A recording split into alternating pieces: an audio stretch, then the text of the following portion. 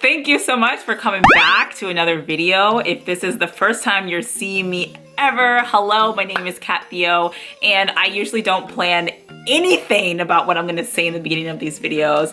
So it just starts coming out like word vomit, and then I'm like, okay, that just happened.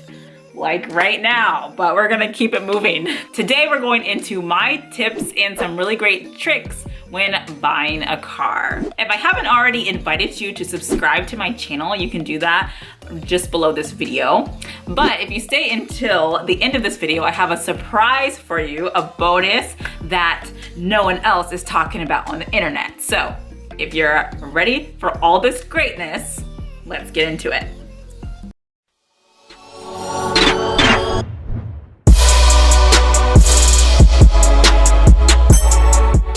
Most places in the United States, you do need to have a car. It's just really hard getting around without a car.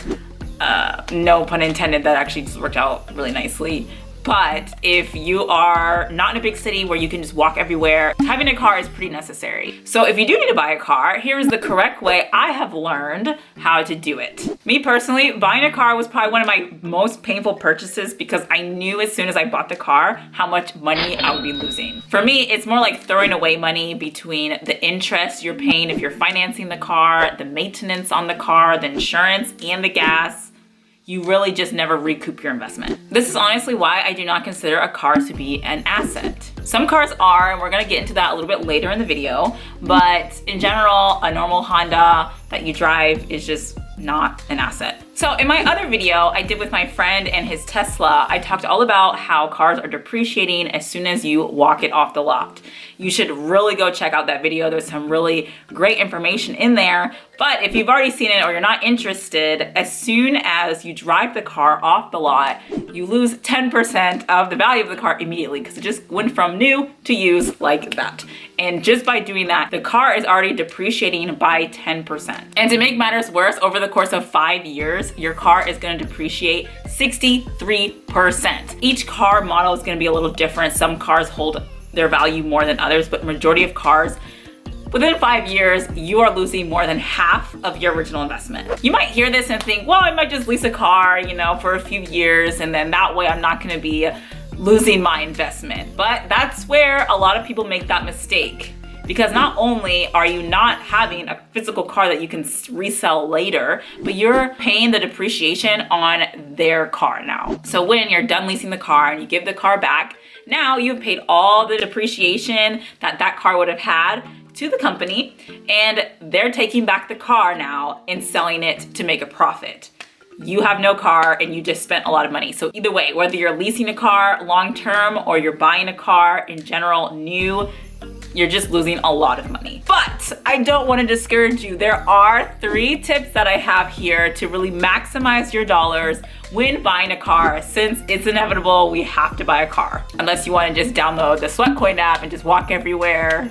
You could also do that, but if not, my first way is buying a car that is older, used, and ideally at least 5 years old. I would say, honestly, if you don't listen to anything else on this list, this is probably the one thing on the list that is really gonna save you the most amount of money. My car personally is a Kia Optima.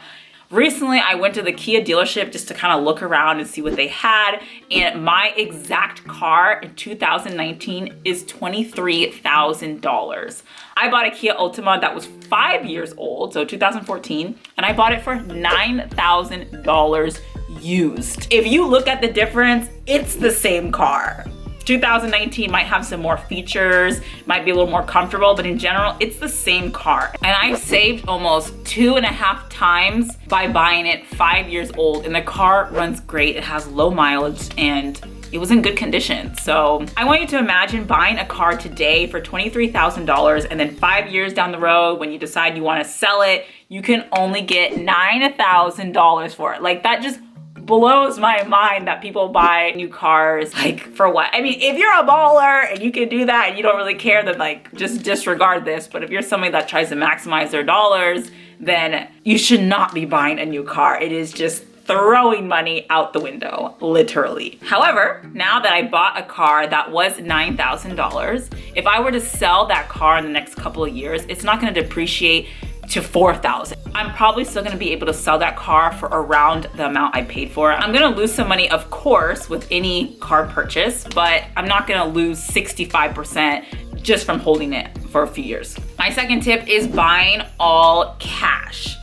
Buying it outright in cash. This way, you're not gonna be paying off interest and paying more money for a car that's actually losing value. My third tip is if you really just cannot buy a car outright all in cash, then how to figure out how much you can afford for a monthly payment when financing a car. Here's a way to figure out how much you can afford each month. And that rule is called the 24-10 rule.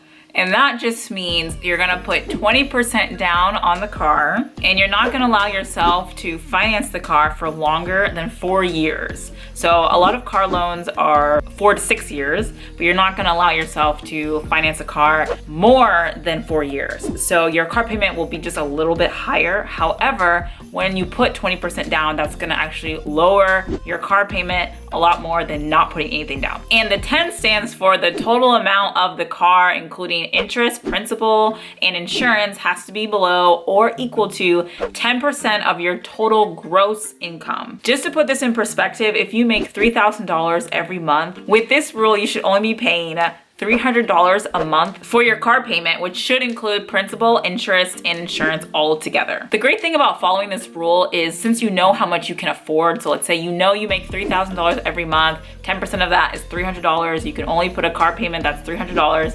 It makes it really easy for shopping for a car because you know how much you can afford. And you're not gonna give into the compulse buying a nice fancy car just because it's really fancy, because you already know going into it you can only afford $300. So when you go into a dealership, used or new, hopefully used, you just let them know what your budget is, $300 a month for financing, and they should be able to help you find a car that fits into your budget. Okay, my bonus tip, which I promise you guys, if you stayed until the end, which is now, I would share with you a bonus tip, and I'm about to get into it right now as soon as you hit the like button.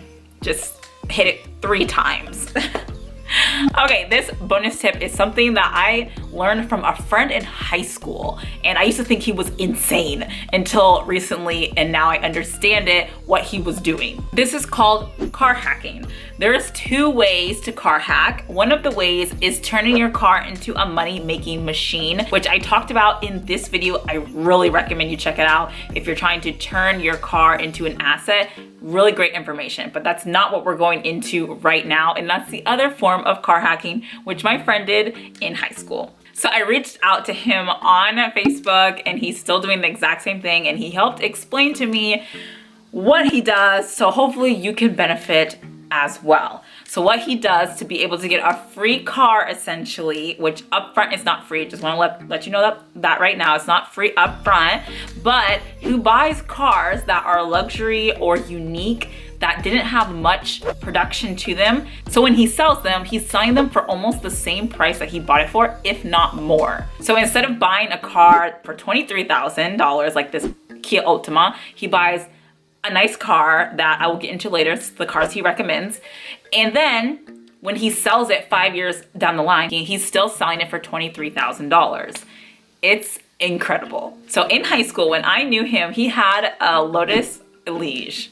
And at the time, he bought this car for $28,000. And the Lotus Elise, he recommends you stay around 2006 to 2010 for when that's like the best production, he was saying. And he sold it after high school, once he rode around in it all, those 3 years, and sold it for $32,000. So you might be thinking, okay, that's not that much money. But when you think of how if you buy a normal car and it goes half of that by the time the 5 years are up, you're actually getting a free car essentially. So he just recoups his investment by buying this special kind of car. I have seen these cars selling today for about the same price as it did 5 years ago, if not a little bit more, about $30,000.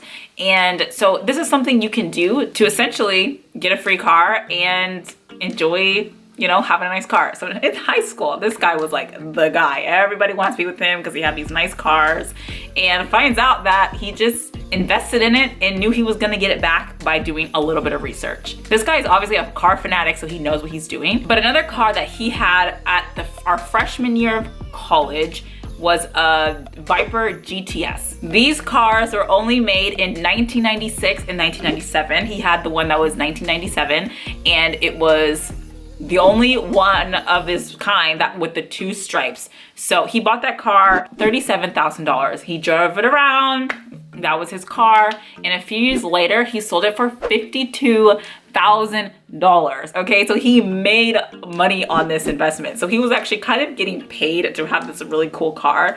So the reason why these cars hold their value and sometimes even appreciating is because they're rare, or when they were producing these cars, it was a little bit of production. So if you pick a nice car like a Camaro and you have so many Camaros on the street, well, you're not gonna hold that value. But if you have a rare car from 1991 or 1997 that is good bones and a really good car and it's just really nice and it's rare, those cars hold its value and sometimes even appreciate. These are just 2 examples that he actually sold and made some money. The next one that he recommends is something he's gonna be working up to eventually in the future. He has not had this car, and that one is a Lamborghini Gallardo. So this car is very, very, very expensive.